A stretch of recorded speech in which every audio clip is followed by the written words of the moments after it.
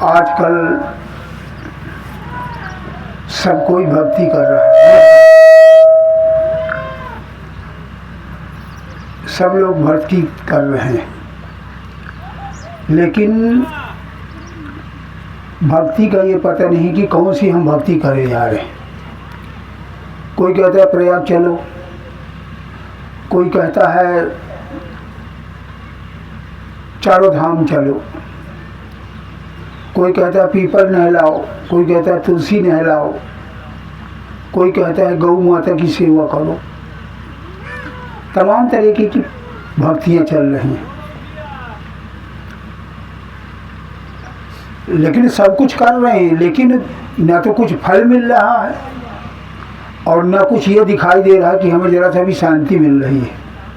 कुछ भी नहीं मिल रहा है, करे जा रहे हैं लेकिन उसका निचोड़ कुछ नहीं मिल रहा है। इसलिए कहा भक्ति भक्ति सब जगत बखाना, और भक्ति का मर्म कोई बिरला जाना। कहते हैं भक्ति सभी कह रहे हैं, सभी कर रहे हैं, लेकिन भक्ति का मर्म कोई बिरला ही जानता है। भक्ति तीन प्रकार की होती है, भक्ति तीन प्रकार की होती है। एक राजसी है, एक तामसी है और एक सात्विक भक्ति है। तामसी भक्ति और इनका सबका अलग अलग फल भी है। जो जैसी भक्ति करेगा वैसे ही फल उसे मिलेगा। तामसी भक्ति कौन सी है? तामसी भक्ति कोई बुरा नहीं मानेगा। जो ओझन उधिया करते हैं, जो ओझन उधिया करते हैं, भैरव भवानी मढ़ी मसानी को पूजते और फिर बकरा काटते, सुअर काटते, पूजा कह देते हैं। कोई मुर्गा काटता है और फिर सब घर घर प्रसाद बांटते, कहते सिन्नी ले लो। थोड़ा विचार करें, किसी जीव का कत्ल कर देंगे तो वो पुण्य में गिनती आएगी? नहीं आएगी ना। लेकिन फिर भी लोग कह रहे हैं, कर रहे हैं, तो उस भक्ति का फल क्या मिलेगा? जो कोई इन्हें पूजता है, इसका फल मिलेगा मरने के बाद वो भूत बनेगा। और वैसे भी आपने सुना होगा, कोई नौतिया ओझा मर जाता है तो कहते हैं गुरु बाबा बन गया, गुरु आ गया। बड़ा हुक्का पीता था, बड़ा बीड़ी पीता था, ले उसको बीड़ी दे दीजिए। कोई कहता शराब पीता था, ले वो शराब का प्याला दे दो। कोई कहता गांजा पीता था गुरु बाबा, उसको गांजा चिलिम भर के सुट्टा लगा देने को दे देते हैं। और हम सब लोग ये मानते हैं कि ये देवता बन गया, जबकि वो हकीकत में भूत बना हुआ है। क्योंकि जो कोई जहाँ जिसको पूजेगा, जिसकी भक्ति करेंगे, वो उसी खानी में जाएगा। जिसकी भी भक्ति करेंगे तो ये सीधे नरक जाना होता है और भूत बनता है। वो जाकी सूरत लगी रह जाऊँ, कह कबीर वो पहुँचे तहूँ, वहीं जाएगा। तो इस भक्ति करने का या तो भूत बनेगा, कुछ दिन के लिए भूत बनेगा, फिर नरक में जाएगा और फिर सीधे 84 में चला जाएगा। इसका फल ये है। और सात्विक एक राजसी भक्ति क्या है? राजसी भक्ति है चलो चारों धाम, 30,000 की बस बुक कराई है, उसमें 15-15 हज़ार 20-20 हज़ार रुपये लगेंगे और चारों धाम करके आएंगे। कुछ लोग नहीं जा पाते तो कोई रामायण का पाठ करता, कोई गीता का पाठ करता, कोई हनुमान चालीसा का पाठ करता है, कोई दुर्गा सप्तशती का दुर्गा चालीसा का पाठ करता है। सुबह सुबह स्नान कर लेंगे, कोई धर्म ग्रंथ पढ़ लेंगे, अगरबत्ती जला लेंगे और उसको भक्ति मानेगा। तो ये भक्ति है राजसी भक्ति। राजसी भक्ति अगर इसको भी अगर सही ढंग से किया गया तो कुछ दिनों के लिए स्वर्ग मिल सकता है, कुछ दिनों के लिए। और जब वो हमारा पुण्य खत्म हो जाएगा तो फिर पुनः हम इसी संसार में आएंगे। फर्क क्या होगा कि किसी रईस घर में जन्म होगा, लेकिन जब रईस घर में जन्म होगा तो रईस घर के जन्म होने को सभी लोग जानते हैं कि फिर वो कैसा कुकर्म करता। और जब कुकर्म करेगा तो फिर पाप लग जाएगा, जब पाप लग जाएगा तो फिर जब मरेगा तो फिर सीधे 84 में जाएगा। इसलिए कहा है तपेश्वरी सो राजेश्वरी, राजेश्वरी सो नरकेश्वरी।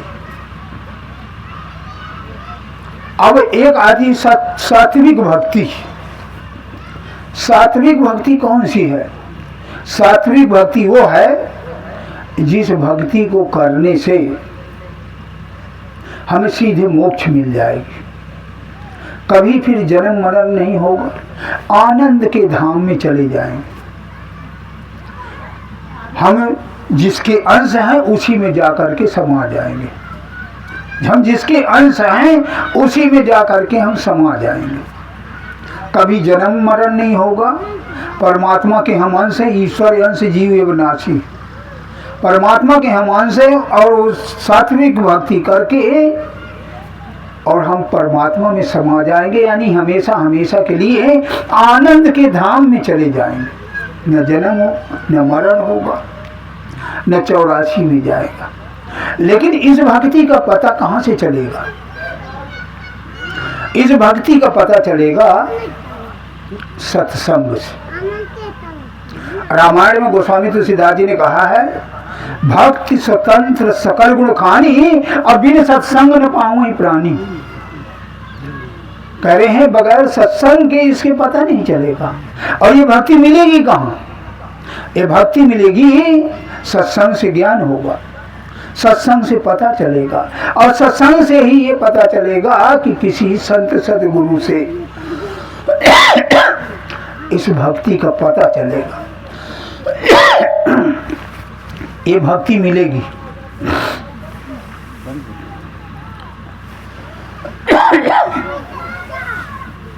और ये भक्ति मिलेगी कहाँ से? किसी संत सदगुरु से।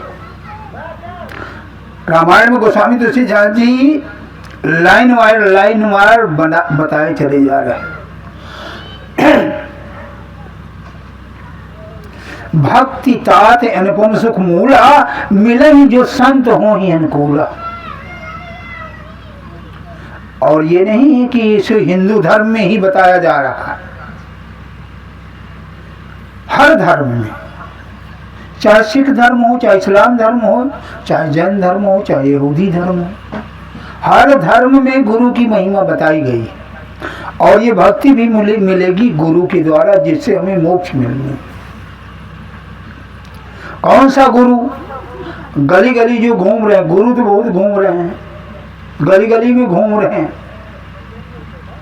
गुरु भी 4 प्रकार के होते हैं। एक गोरु गुरु होता है,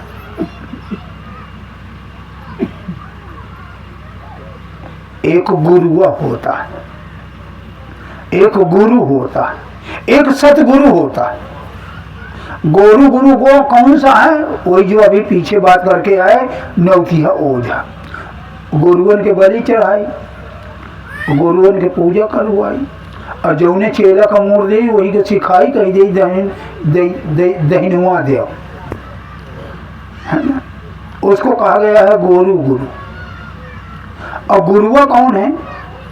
गुरुआ वो है जो थोड़ी सी मीठी बात भी करेगा और करेगा बात मूर्खता की, लेकिन हमें ये मालूम पड़ेगा कि ये बहुत ज्ञानी, हमें मालूम पड़ेगा ये ज्ञानी है। और फिर ये कहेगा तू मेरे जजमान हो, तू मेरे जजमान हो। कभी कहेगा आज हल जोतने की साइट बन रही है, हल जोतने की साइट बन रही है, आएगा। जेठासर हम आया करते थे, और फिर कहेगा साइज बताएगा, फिर कहेगा जजमान यार हमारे भैंस का मुहरा नहीं है, तो ये कहेगा एक मुहरा दे दो, एक गिरुआ दे दो। साइट बताया है ना, हल जोतने की विचार करे। अब साइट नहीं बताई जाती, अब तो इंतजार करना पड़ता है, रात को मिले ट्रैक्टर, दिन को मिले ट्रैक्टर, कोई साइट पाइट नहीं, कोई साइट नहीं, और फसल दुगनी चौगुनी हो रही और साइट नहीं विचारा जा रहा। तो ये हमें फंसा के रखते हैं। ऐसे गुरुआ, जो गुरुआ है और फिर बच्चा पैदा हो गया तो पथरा खोला, और पथरा जैसे खोला तो कहेगा सुगरी ने, मूरन है, सतैसन है, तमाम नक्षत्र पचत्र बता दिया। फिर हम शादी के लिए भी कहते हैं, शादी में भी लगन ढूंढवाने जाते हैं। इनको कहा है गुरुआ, और खूब अच्छी तरह से फंसा लेते हैं, कहते हैं हमारे जजमान बन जाओ, बन भी जाते हैं। ऐसे डरवाते भी है ना। 13 नक्षत्र बहुत खराब है, 7.5 लगा है, राहु लगा है, केतु लगा है, तमाम तरीके की एक और रात बहुत खराब दिशा में चल रही है। तो हमें चिंता हो जाती है कि यार वाकई में इन्हें मानना चाहिए। और फिर आए दिन कहेंगे अरे जजमान मेरा छाता फट गया है, एक छाता दे दो, क्योंकि बरसात में चलना होता है, धूप में चलना होता है। कभी कहेगा जजमान मेरे जूते फट गए हैं, गर्मी में उबेने पांव चलना पड़ता है। कभी कहेगा कुर्ता फट गया है, बहुत दिनों से कपड़ा नहीं दिया है। और फिर कहेंगे लाओ गल्ला पैदा हुआ है, अंजुरी निकाले हो। सारी चीजों बहुत चौकस बांध लेते, इनको कहा गया है गुरुआ। और ये गली गली घूमते हैं, गली गली घूमते हैं। गुरुआ तो घर घर फिरे, दीक्षा हमारी देव, गुरुआ तो घर घर फिरे,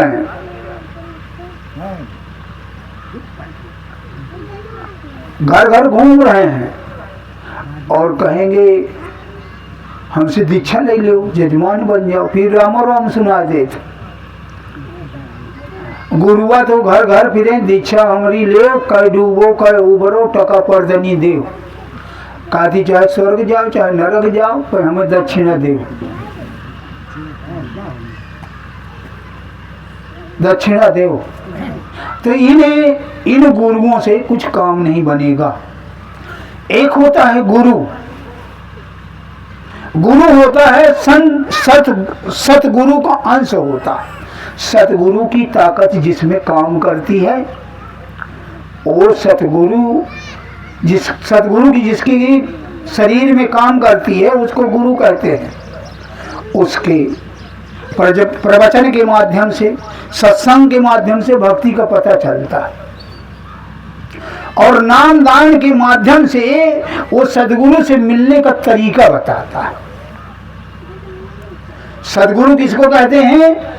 सदगुरु की परिभाषा है सीधे सीधे परमात्मा। गुरुर् ब्रह्मा गुरुर्विष्णु गुरुदेवो महेश्वरा, गुरु साक्षात परम ब्रह्म तस्मै श्री गुरुवे नमः। अखंड मंडलाकारं व्याप्तम अहं चराचरं तत्पदं दर्शितम अहं तस्मै श्री गुरुवे नमः। गुरु परमात्मा है, लेकिन वह परमात्मा निराकार है, उसका कोई शरीर नहीं। बिन पग चलहि सुनहि बिन काना, कर बिन कर्म करहि बिन नाना।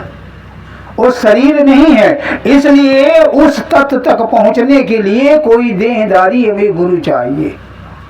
उसका वो भेद बताता है जिसके लिए गोस्वामी तुलसीदास जी ने कहा है, भेद जाय विद नाम महि गुरु बिन जान न कोई, तुलसी कहीं विनीत बर जे बिरंज सी हो।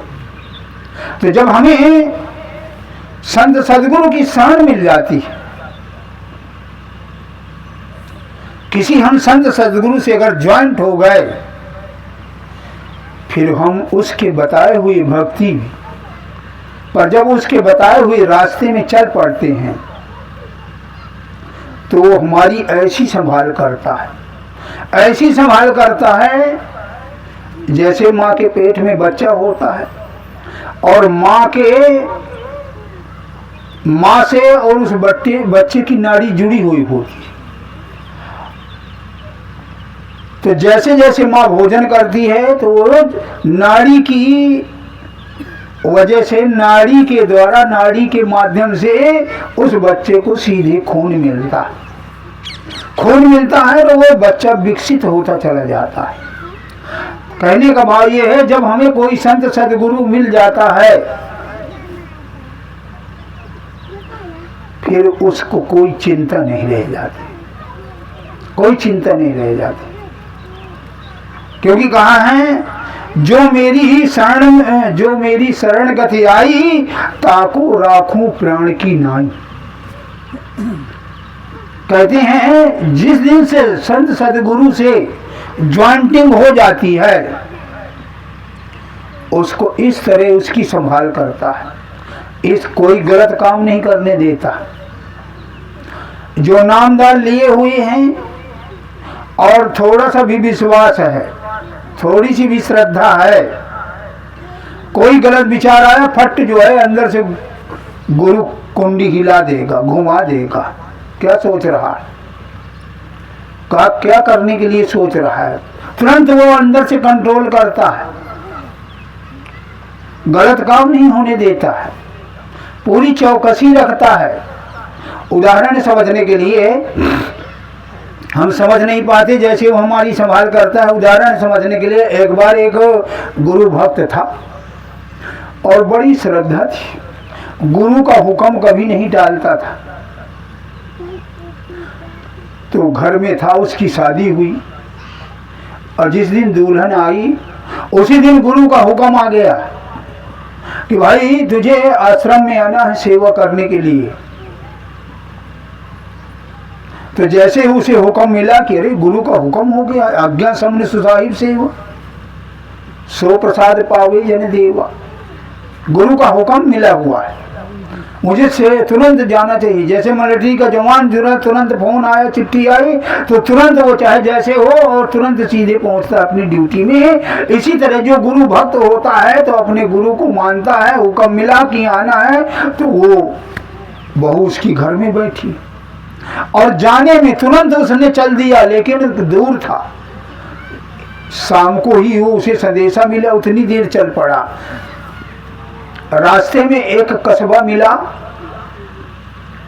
तो वहां पर उसने सोचा रात को कहाँ जाना है, तो वहीं पर खड़ा हो गया है और दो चार आदमी एक दरवाजे में, और वो दरवाजा था बेश्या का।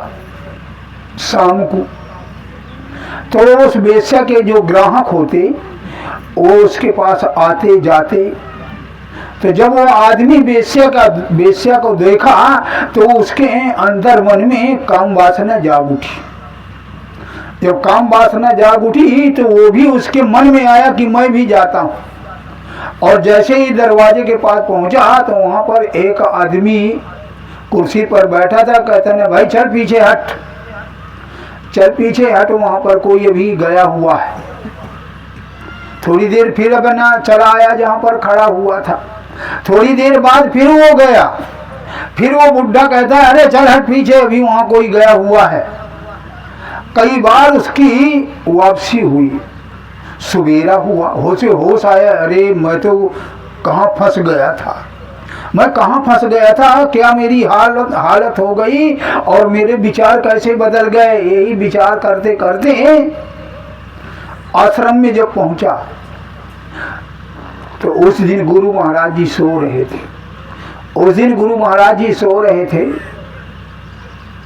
तो उसने सोचा गुरु महाराज जी तो हमेशा 4 बजे तड़के उठ जाते हैं और आज अभी ये सो रहे हैं। 10 बज गया। जब 10 बजे जगे और वो फ्रेश हुए तो वो पहुंचा, पैर छुआ, दंडवत किया और कहने लगे महाराज आप मुझे ये बताइए कि आप हमेशा 4 बजे उठ जाते हैं और 4 बजे अपना नित्य क्रिया करके और फ्रेश हो जाते हैं, लोगों को प्रवचन सुनाते हैं, दर्शन देते हैं, लेकिन आज मुझे आप ये बताइए कि आज 10 बज गए, 10 बज गया और आप अभी जगे हैं। तो गुरु महाराज जी ने कहा अरे बेवकूफ, रात भर तो तेरी मैं चौकीदारी करता रहा, रात भर तो मैं तेरी चौकीदारी करता रहा कि कहीं तू बिगड़ न जाए, बर्बाद न हो जाए। तो मैं ही वहाँ चौकीदारी तेरी कर रहा था, कहाँ तेरा मन बहक गया था, इसलिए मैं जो है तेरी चौकीदारी कर, मेरी नींद नहीं पूरी हुई इसलिए मैं अभी तक सोया। मेरे कहने का भाव ये है कि जैसे कह रहे हैं गोस्वामी तुलसीदास जी ने भी कहा राम भगत मन उर्वश जाके और दुख लौलेश न सपने होता के, करो सदा तिनके रखवारी और जिम बालक राखे महतारी। कहते हैं जो मेरी शरण में आ गया उसे अपने उद्धार करने के लिए कोई चिंता करने की जरूरत ही नहीं। सिर्फ इतना है, गुरु के इशारे को समझते जाए, चलते जाए। अपने उद्धार के लिए भी कुछ नहीं करना है। गुरु सब आपको संकेत देता रहेगा और उसी हिसाब से हम चलते रहेंगे तो हमारा उद्धार अपने आप हो जाएगा। हमें मंजिल, क्योंकि हम सड़क में खड़े होकर चल दिए हैं और मंजिल में एक दिन मंजिल तक पहुंचेंगे। खाली सड़क में खड़े होने से कुछ नहीं बनेगा, हमें चलना पड़ेगा। इस तरीके से वो संभाल करता है, रखवाली करता है। कल्याण रामायण में कहा है, भक्त मेरा जहाँ पग धरे तहाँ धरूं मैं हाथ, पीछे पीछे मैं फिरूं कभी न छोड़ूं साथ। इस तरह संत सदगुरु हमारी संभाल करते हैं। और एक पहचान है, जिसे सब अपने गुरु से प्रेम हो जाता है, जिसे अपने गुरु से प्रेम हो जाता है, उसे संसार फीका पड़ने लग जाता है। उससे उस आदमी को ये संसार फीका पड़ने लग जाएगा। एकांत रहेगा, अंदर मस्त रहेगा। दूसरे के देखने में ऐसे लगेगा यार क्यों यार ये बड़ा उदास है, लेकिन अंदर वो मस्त है, अंदर उसके अंदर मस्ती है। अपने सदगुरु की प्रेम की, गुरु की भक्ति की, गुरु भक्ति की महिमा शंकर जी ने कहा है। गोस्वामी तुलसीदास जी के माध्यम से शंकर जी कह रहे हैं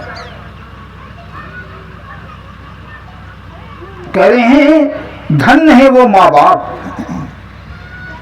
जिसका बच्चा गुरु भक्त हो गया। धन्य है वो गांव जिस गांव में गुरु भक्ति उजागर हो गई। धन्य है वो हृदय, धन्य है वो खून। शंकर जी कह रहे हैं कि जहां गुरु भक्ति का जन्म हो गया। गोस्वामी तुलसीदास जी के माध्यम से शंकर जी कह रहे हैं, धन्य धन्य माता पिता, धन्य हृदय अनुराग, और धन्य ग्राम ओ जानिए जहाँ जन्मे गुरु भक्त। कहते हैं धन्य वो माँ बाप, धन्य वो गांव, धन्य वो हृदय, धन्य वो खून। कबीर साहब ने भी कहा, गुरु भक्ति जय वंश में सो कुल परम पुनीत, और लक्ष्मी पत तर जाते हैं देव भीतर सैमित। इतनी बड़ी महिमा है गुरु भक्ति, क्योंकि गुरु भक्ति के अलावा और कोई भक्ति ही नहीं है जिससे हमारा उद्धार हो जाए। गुरु हमें वो भक्ति बताता है, सीधे परमात्मा से कांटेक्ट करा देता। सीधे अगर गुरु के बताए हुए वचनों पर अगर हम चल पड़ते हैं, बहुत जल्दी तरक्की होती है, बहुत जल्दी। आज जो ये सत्संग हो रहा है इसकी कम महिमा मत समझना। ये किसका घर है? डाकुओं का। बुरा नहीं मानिएगा, ये डाकुओं का घर है। लेकिन परमात्मा की ऐसी कृपा हुई है, आज में कभी मेरे मन में ये विचार आया कि जैसे रत्नाकर डाकू थे, बहुत जोरदार डाकू थे वो भी, लेकिन जब नारद जी की सोबत मिली और वो तुरंत बदल गए। रत्नाकर डाकू, और रत्नाकर डाकू से वो वाल्मीकि बन गया, और वाल्मीकि बन के इतना बड़ा ऋषि बन करके और राम के पैदा होने से पहले ही रामायण लिख डाली। किसका प्रभाव? सत्संग का। वो डाकू ऐसे बदल गया क्योंकि सत्संग का प्रभाव ही ऐसा होता है। सत्संग का प्रभाव ही ऐसा होता है, और जहां पर सत्संग हो जाता है वो धरती पावन हो जाती है। क्योंकि हर धर्म में इसे बताया है, हर धर्म में बताया है कि जिस जगह पर सत्संग हो जाता है वो जगह पावन हो जाती है। ये जितने भी धर्म स्थान है, तीर्थ स्थान है, चाहे द्वारका हो, चाहे बद्रीनाथ हो, चाहे मक्के मदीना हो, चाहे अमृतसर सरोवर हो, ये जितने भी धर्म ग्रंथ हैं, धर्म स्थान है, यहाँ पर कोई न कोई महापुरुष आया है, सत्संग किया है, उपदेश दिया है, या तपस्या किया है, या भजन सिमरन किया है। आज वो धर्म स्थान बने हुए हैं। चित्रकूट त्रेता से पहले ये कुछ भी नहीं था, बियाबान जंगल था, वीरान इलाका था। लेकिन जब अत्रि मुनि आए उस इलाके में, इसके बाद भगवान राम आए और वहाँ 12 वर्ष गुजारे, वहीं पर कोल भीलों को सत्संग सुनाया और वहीं पर उन्होंने तपस्या किया, वहीं झरने में स्नान ध्यान करके वहीं पर ध्यान भजन किया करते थे। आज वो स्थान धर्म स्थल में बदल गया। इसी तरह बद्री नारायण भी है, इसी तरह मक्के मदीने में ये मोहम्मद साहब ने उस खुदा की इबादत किया है। आज वो मक्का धर्म स्थान में बन गया। कहने का भाव, ये जितने भी धर्म स्थान हैं वहां पर कोई न कोई महापुरुष जाकर के और प्रचार प्रसार किया, तपस्या किया, भक्ति किया, आज वो धर्म स्थान बने। चरणदास जी अपने वाणी में कह रहे हैं, पृथ्वी पावन होता है सब ही तीर्थ याद। चरणदासियों कहत हैं, चरणदासियों कहत हैं, जहाँ साधु संत पृथ्वी पावन होते हैं सब ही तीर्थ याद।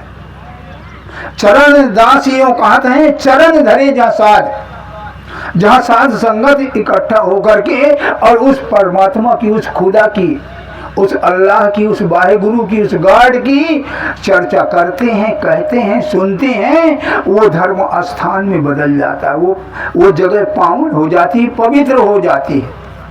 और इस्लाम धर्म में भी इसी बात को कहा है, जिक्र जिस जगह हर घड़ी तेरा होगा, जन्नत सा वो स्थान होगा। कहते जन्नत सा वो स्थान हो जाता है जहां उस खुदा की, उस परमात्मा की चर्चा हो जाती है। और इसी तरह गुरबाणी में कहा है, गुरु नानक साहब ने कहा है, जिथे जाए बहे मेरा सदगुरु सो थान राम राज चितलाए। यानी राम राज जैसे हो जाता, जहां पर उस परमात्मा की चर्चा हो जाती है।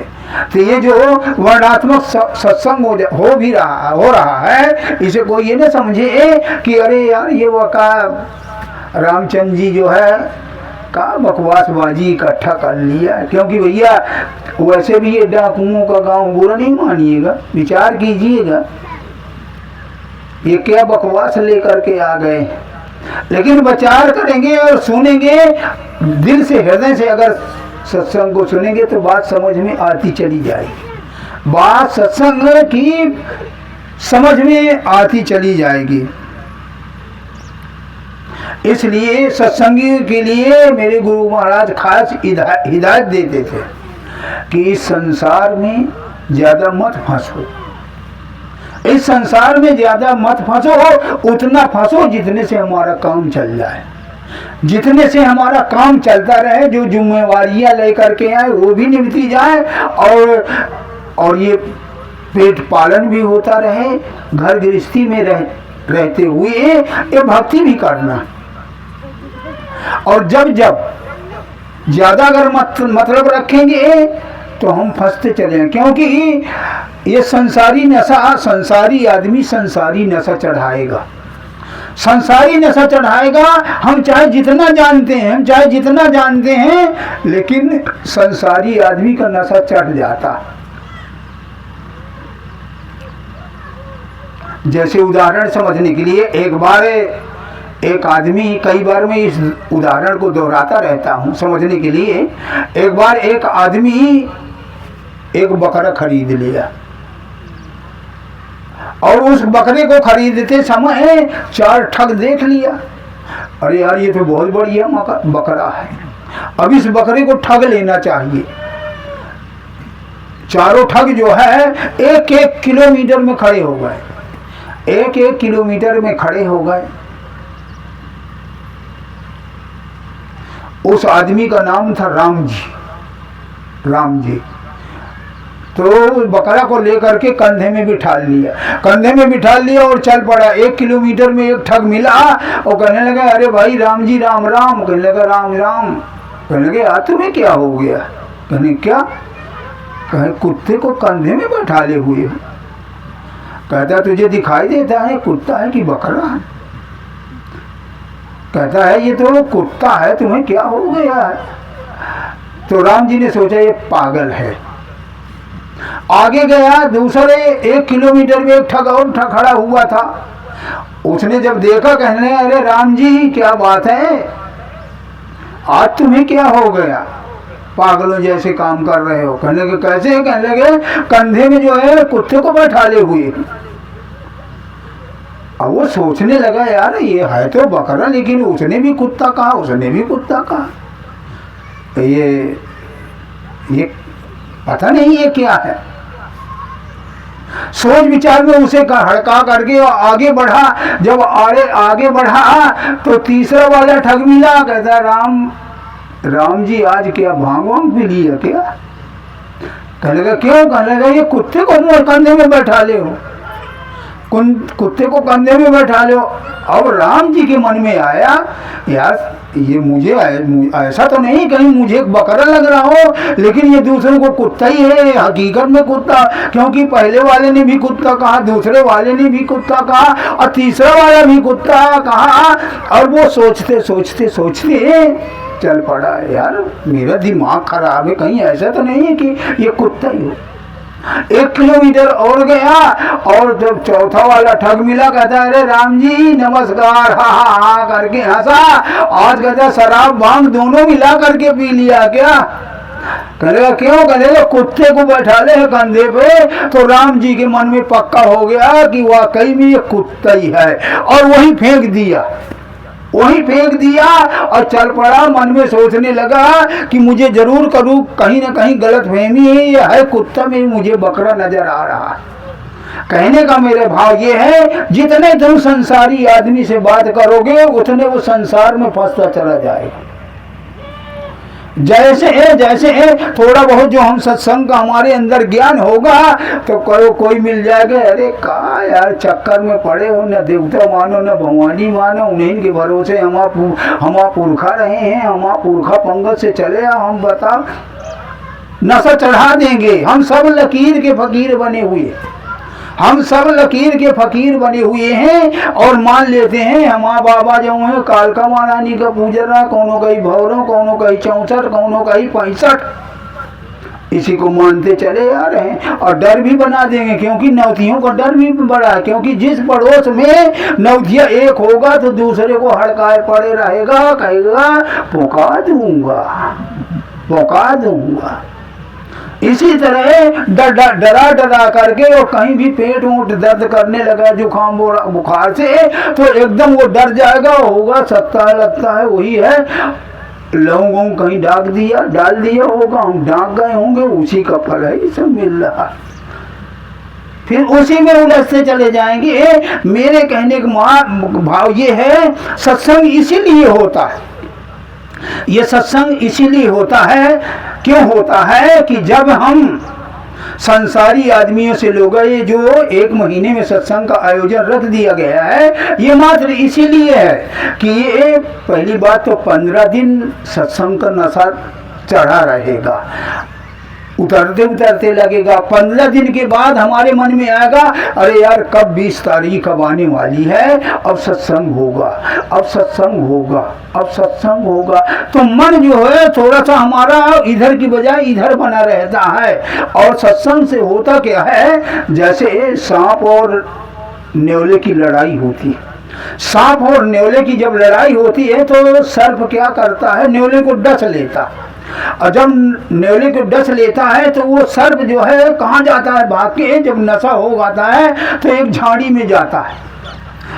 में जाता है तो वहाँ पर वो कोई बिरई दवा जो है सूंघता है या खाता है, फिर उसका नशा उतर जाता है, फिर वो सांप से लड़ने आ जाता है। मेरे कहने का भाव ये है कि अगर आपको महीने में सत्संग मिलता रहता है तो ये माया से संसारी आदमियों से लड़ने की ताकत बनती चली जाएगी, क्योंकि सत्संग वो ताकत है, सदगुरु वो ताकत है कि वो हमें हिम्मत देता रहता है, बड़ा गजब का दिमाग भी देता है। बड़ा गजब का दिमाग देता है। कहीं भी अगर किसी बहुत बड़े विद्वान, जो सत्संगियों की मैं बात कर रहा हूँ, जो सत्संग जिसके हृदय में है उसके उतरा हुआ है, मैं उसके सामने कोई अच्छे अच्छे विद्वान नहीं टिकते, अच्छे अच्छे विद्वान नहीं टिकते हैं। जिसको जरा सा भी सत्संग का असर हृदय में है, गुण से गुण बातों का रहस्य खोल देता है, क्योंकि वो सदगुरु की धारा उसके हृदय से गुजरने लगती है, अच्छे अच्छों को जवाब देने लगता। उसमें इतनी बड़ी कोई उसे किसी तरीके से परेशान नहीं कर सकता। उदाहरण समझने के लिए, एक बार एक 80-85 फुट का एक पतला सा पाइप था, 1.5 इंची का। तो उसमें 80 फुट की एक तांबी से पतली तार डालना था। तो जितने भी लोग उसको डाले हैं तो अंदर जाके मुड़ जाए, आगे बढ़े ना। इंजीनियर आ गए, बड़े बड़े ऑफिसर आ गए कि ये तार को कैसे डाला जाए, कैसे डाला जाए, क्योंकि 80-85 फुट लंबा भी है, 2-4 लाठी होता तो डाल देते। और वो विचार, बड़े बड़े इंजीनियर, बड़े बड़े अफसर, किसी का दिमाग नहीं काम कर रहा। इसी तरह एक गुरमुख अपने पशुओं को वहीं चरा रहा था। वो वहां पर गया, बोला भाई क्या बात है? वो कहने लगे, जा बाबा तू इधर क्या पूछ रहा है, तेरे बस की नहीं है। यहाँ बड़े बड़े इंजीनियर कहने लगे, आखिर है क्या? कहने लगे, ये 80-85 फुट का पाइप है, इसमें धागा डालना है, तांबे की तार डालना है, नहीं जा रही। तो कहते हैं ये तरीका तो मैं आपको बता रहा हूँ, क्यों परेशान है? कहने लगे क्या, कैसे जाएगा? कहने लगे देखो कहीं से चूहा पकड़ो, चूहा पकड़ो, उसके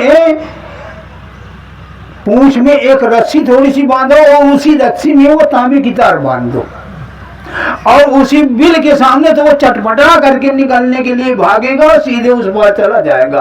और एक आदमी उधर खड़े रहो, एक आदमी इधर खड़े रहो, जैसे वो बाहर निकले वैसे उसको पकड़ लेना, उसकी पूंछ खोल देना, उसे छोड़ देना और तुम्हारा काम हो जाएगा। और वो तुरंत चूहा हुआ ढूंढा कहीं पानी में, बिल में पानी वानी डाल करके, और वही प्रक्रिया किया और तुरंत जो है वो हो गया। उसको धन्यवाद देने लगे, कहने लगे अरे यार वाकई में सही बात है यार, इसने तो ऐसा सरल तरीका बता दिया कि तुरंत बताओ, इतने बड़े बड़े इंजीनियर नहीं काम कर रहे हैं, इतने बड़े बड़े इंजीनियरों की अकल नहीं काम कर रही, और इस चरवाहे ने ये काम कर दी।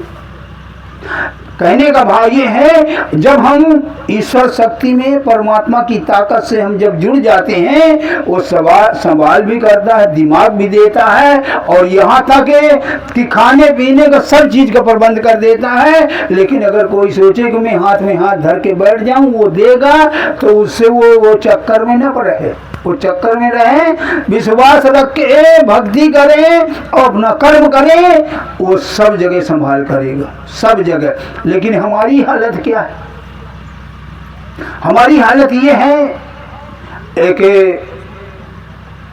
अब किसके जैसे बता दूं, किसके जैसे बता दूं कि फलाने के जैसा एक सत्संगी था, तो उसे गुरु महाराज ने कहा यार भजन वजन कर लिया कर। कहने लगे महाराज मैं क्या बताऊं, मैं क्या बताऊं, करना तो मैं चाहता हूं, लेकिन ये धंधन के लिए मुझे बहुत कुछ करना पड़ता है। तो गुरु महाराज ने कहा अच्छा एक बात है, तेरे खेत में कितना पैदा होता है? कहता है 18-19 पॉइंट पैदा हो जाता। कहता है तू अच्छा भजन कर, निश्चिंत रह, और टाइम से उसे बीज बोझ बो देना, और पक्का तेरे खेत में 20 मन होगा, 20 मन होगा, 18-19 मन के बजाय 20 मन होगा। अब 20 मन के लिए तो उसे ये मालूम था कि मेरे गुरु महाराज में इतनी बड़ी ताकत तो है कि जो कह दिया उतना होगा। तो अब वो भजन बंदगी करने के बजाय जब फसल पकी, तो उसने कहा मेरे वाले में तो 20 मन होगा ही, और मैं अब रात को जो है काटना दूसरे के खेत शुरू कर दूं कि 2, 4, 6, 10 मन और इकट्ठा कर लूं। 4, 6, 10 मन तो वो 20 मन तो वो था, और वो जो है बोझ ला करके काट कूट करके पूरा एक पैर बना दिया, और उसमें अपना गल्ला उसमें लाख वाक डाल करके जब उसकी कतराई मड़ाई किया, जब मड़ाई कतराई किया तो उतने ही हुआ 20 मन, 20 मन। कहने लगा महाराज जी आप तो कहते थे तुम्हारे घर में भी तुम्हारे खेत में 20 मन हो गए, कहाँ कितना हुआ? कहने लगा 20 मन, टोटल 20 मन। कहने लगे तो 20 मन हुआ? तो कहने लगे अरे मैं और मेहनत करता था। क्या करता था? कहने लगे मैं और लाता था कहीं से, मैं सोचा था 30 मन हो जाएगा। तो गुरु महाराज कहने लगे कि तू उधर से लाता था और मुझे मैं जो है तेरे वाले से लेकर के उसका भी पूरा करता था, तो वो उतने ही हुआ जितना होना था। कहने का भाव ये है कि हम ऐसा करेंगे तो ऐसा हो जाएगा, ऐसा करेंगे तो ऐसा हो जाएगा, ऐसा करेंगे तो ऐसा हो जाएगा, और होता उतने है जितना होना चाहिए। हुई है वही से जो राम रचि राखा, अब कोकर तरक बढ़ाऊं शाखा। मतलब हम बिना वजह बिना मतलब हम जो है सोच रहे हैं अरे ऐसा करेंगे तो ऐसा कर देंगे। बहुत से तो भाई बहन ऐसे पड़े हैं लड़कों बच्चों के पीछे कि सीधे नोट छापने की मशीन बना रहे हैं। मेरे कहने का भाव ये नहीं है कि आप पढ़ाना लिखाना बंद कर दें, पढ़ाई लिखाई बहुत ज़रूरी है, बहुत ज़रूरी है। लेकिन अगर कोई सोचे कि मैं अपने बच्चे को सीधे नोट छापने की मशीन बना दूं, ये मुश्किल ही नहीं नामुमकिन है। अगर उसके किस्मत में है तो वो आप कोशिश कीजिए, कर्म कीजिए, उसके किस्मत में होगा तो वो ज़रूर हो जाएगा। पढ़ाई लिखाई से हमें आखिर समाज का ज्ञान, बैठने उठने का ज्ञान, हर चीज़ का, खाने कमाने का भी ज्ञान मिलता है शिक्षा से। लेकिन हम बिना वजह से ऐसा करेंगे तो ऐसा हो जाएगा, ऐसा करेंगे तो ऐसा हो जाएगा। कई बार एक मैं उदाहरण दोहराया करता हूँ, कई बार। कौन सा? एक बार एक डॉक्टर साहब थे, डॉक्टर साहब थे तो डॉक्टरी किया करते थे। एक दिन क्या हुआ, वो घर जो है 12 बजे शाम को पहुंचे तो डॉक्टराइन पूछने लगी, कहने लगी आज क्यों लेट हो गए इतना? कहने लगे एक ऐसा सीरियस मरीज आ गया था तो उसकी दवा गोली में जो है हमें 12 बज गया, रात हो गया। तो कहने लगे ठीक है लाओ, अच्छा टेबल लगाओ, खाना पीना लगाओ, हाथ पैर धोया और टेबल में बैठ गया। डॉक्टर साहब कहने लगे मैं अपने बच्चे को अब की बार पूरा सर्जन बनाऊंगा, सर्जन यानी और अपने से भी बड़ा डॉक्टर, सर्जन बनाऊंगा, डॉक्टर बनाऊंगा, बहुत बड़ा डॉक्टर बनाऊंगा। तो डॉक्टराइन कहने लगी देखो मैं डॉक्टर फाक्टर नहीं बनाऊंगी, मैं अपने बच्चे को बनाऊंगी इंजीनियर, क्योंकि डॉक्टर बना दूंगी तो वो मेरे जैसे परेशान रहेगी, मैं इंतजार जैसे तुम्हारा करती रहती तो मेरी बहू भी इंतजार करती रहेगी, मैं इंजीनियर बनाऊंगी। अब डॉक्टर कहने लगे नहीं मुझे डॉक्टर बनाना, वो कहने लगे मुझे इंजीनियर बनाना। अब दोनों लड़ने लगे, कहासुनी होने लगी, खाना वैसे ही थाली बनी रह गई। वो कहने लगा मैं मुझे डॉक्टर बनाना है, वो कहने लगे मुझे इंजीनियर बनाना। पूरी रात डॉक्टर डॉक्टराइन लड़ते रह गए, पूरी रात लड़ते रह गए, बहस करते रहे। पड़ोस में एक बुजुर्ग था कि यार ये डॉक्टर के घर में बड़ी शांति रहती थी, लेकिन आज पता नहीं इन्हें क्या हो गया, दोनों लड़ाई कर रहे थे। सवेरा हुआ, दरवाजा खटखटाया, डॉक्टर ने खोला दरवाजा, कहने लगे अंकल जी आओ। अंदर बरंडे में तख्त बिछाई हुई थी, उसी में बैठा दिया। कहने लगे अच्छा ये बताओ तुम्हारे घर में आज इतना शांति रहा करती थी लेकिन आज इतना खटापट हो रही थी, क्या बात है? डॉक्टर कहने लगा क्या बताऊं अंकल जी, मैं अपने बच्चे को डॉक्टर बनाना चाहता हूं, लेकिन ये हमारी पत्नी कहती है मुझे इंजीनियर बनाना, मुझे इंजीनियर बनाना है। मैं कहता हूँ मुझे डॉक्टर बनाना, ये कहती मुझे इंजीनियर बनाना। तो उस बुजुर्ग ने कहा देखो जब कोई बच्चा पढ़ता है लिखता है तो उसकी एक शौक होती है, उसकी शौक होती है कि मैं ये बनूंगा, मैं वो बनूंगा। तो उस बुजुर्ग ने कहा जरा बच्चे को तो बुलाओ और उससे पूछा जाए कि वो क्या बनना चाहेगा। तो डॉक्टराइन कहने लगी अभी तो वो 2.5 महीने का बेटे में, अभी वो 2.5 महीने का बेटे में है, यही हालत हमारी है, ऐसा करेंगे तो ऐसा कर देंगे, ऐसा करेंगे तो ऐसा। अरे पता नहीं लड़का होगा कि लड़की होगी, कि होगा कि नहीं होगा, कि होते ही जमुआ पकड़ लेगा। हालत हमारी यही है, ऐसा करेंगे तो ऐसा हो जाएगा, ऐसा करेंगे तो ऐसा कर देंगे, ऐसा करेंगे तो ऐसा कर देंगे। लेकिन होना कितना है, जितना होना होई है वही से जो राम रचि राखा, अब कोकर तरक बढ़ाऊं शाखा। इसलिए फजूल में हम अपना कर्तव्य करें, अपना कर्म करें जो हमको अपने घर गृहस्थी के लिए किया। घर गृहस्थी चलाने के लिए हमें जो जिम्मेवारी मिली है, लड़का की, लड़की की, पत्नी की, पति की और अपने माँ बाप की, इनकी सेवा भी करें, साथ में भक्ति करें, साथ में भक्ति करें, जिसलिए हमें ये जीवन मिला हुआ है। ये सिर्फ जीवन बाल बच्चे पैदा करने के लिए, ऐश करने के लिए नहीं मिला हुआ है। ये जीवन बहुत बड़े एक दुखों से छुटकारा पाने के लिए मिला हुआ। तो वो काम हम करें, लेकिन वही काम हम नहीं करते, वही काम नहीं करते। अगर कोई हमारे घर में अतिथि आ गया, आजकल सब लोग जानते हैं, आजकल लोग मेहमानों के लिए तरस रहे हैं, मेहमानों के लिए तरस रहे हैं। वो रजाई जो है हमारे पिताजी और बाबा ने बना रखा है, कभी कभी सीजन में वो निकलती नहीं है, क्योंकि अब कोई आता ही नहीं। पहले मेहमान आया करते थे 3-3 दिन, 4-4 दिन, और बहुत बार तो 10-10 दिन रहा करते थे। आज किसी के घर में अतिथि नहीं आ रहा है, जबकि अतिथि, जिस घर में अतिथि सत्कार होता है वो घर बड़ा पुण्याई होता है। जिस घर में अतिथि सत्कार होता है उस चौखट में जाने से तीर्थों का फल मिलता है, और जिस घर में अतिथि सत्कार नहीं होता है उस चौखट में पैर अगर धोखे से पड़ जाए कंजूस के यहाँ, तो उस चौखट में अगर पड़ जाए तो घर में आके नहा लेना चाहिए, क्योंकि जिस घर में अतिथि सत्कार ही नहीं हुआ, जिस घर में अतिथि सत्कार नहीं हुआ, वहाँ का धन भी अपावन हो जाता है। अतिथि सत्कार का बहुत बड़ा फल मिला, क्योंकि अतिथि का मतलब होता है बगैर सोचे विचारे और अचानक टपक पड़े, अचानक बगैर तैयारी के, और उसका हम जब प्रेम से सत्कार करते हैं तो बहुत बड़ा पुण्य फल मिलता है। एक उदाहरण समझने के लिए फिर मैं अपनी बात समाप्त करूंगा। एक बार एक जंगल में एक आदमी भटक गया, और जाड़ ठंड का महीना था, ठंड भी लग गई और रात भी हो गई। जंगल में भटक गया तो एक जंगल में के पेड़ के नीचे बरगद का पेड़ था, उसी के नीचे ठंड के मारे जो है सुकड़ा ठंड कर से परेशान था, बैठ गया।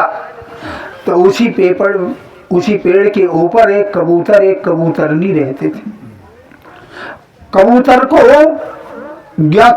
और कबूतरनी को ज्ञान था, लेकिन किसी वजह से वो किसी गलती की वजह से पंछी की योनि में चले गए थे, लेकिन उनको पिछले जन्म का ज्ञान था। तो उन्हें याद आया कि आज हमारे घर के सामने एक अतिथि आया हुआ है, हमारे घोंसला के नीचे एक अतिथि बैठा हुआ है। उन्होंने देखा कि अरे ठंड से कांप रहा है। तो कबूतर ने कहा कबूतरनी से कि देख भाई, हमारे घर में एक अतिथि आया हुआ है हमारे दरवाजे में, और ये ठंड से कांप रहा है, मैं इसका इंतजाम करता हूं। तो कबूतर ने उड़ान भरी तो एक मुर्द घाट में, शमशान घाट में किसी की चिता जल रही थी। तो वहीं से एक लकड़ी चोंच में दबा करके लाया आग। जब आग लेकर के आया, उसी पेड़ के नीचे छोड़ दिया, और जैसे छोड़ा वैसे वो आदमी जो अतिथि था बैठा हुआ था, देखा अरे ये आग कहाँ से आ गई। तुरंत उसने पत्ती बटोरा, लकड़ी बटोरा और जला दिया। जला करके ऐसे तापा उसकी ठंड दूर हो गई, गर्माहट आ गई। अब वो पूरे दिन का भूखा प्यासा इधर उधर देखने लगा, क्योंकि अब ठंड तो दूर हो गई, लेकिन अब पेट की आग लगी हुई।